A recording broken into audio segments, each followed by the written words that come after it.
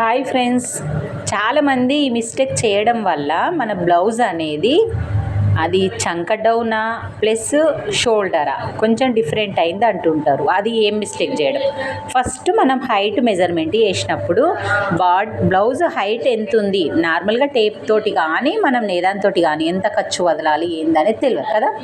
First height measurement చేసుకున్నప్పుడు పొరపాటున ఇక్కడ కుట్టుకు వదిలినా కానీ మన మెజర్మెంట్ ఇక్కడికి వచ్చిందని వాళ్ళు కొత్త వాళ్ళు కదా ఇలా పెట్టుకొని దాన్ని బట్టి ఆమ్ డౌన్ పెట్టేసుకొని ఆమ్ రౌండ్ గీసేసింది.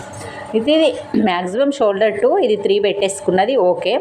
ప్లస్ ఇవన్నీ సేమ్ వచ్చినాయి కానీ ఒక్కసారి చెక్ చేయక్క అని చెప్పింది. చెక్ చేస్తుంటే నాకు ఏమైందంటే ఈ బ్లౌజ్ హైటు కొంచెం తగ్గింది. ఇదిగోండి, ఈ బ్లౌజ్ హైటుకు ఈ బ్లౌజ్ హైటు కొంచెం చూడండి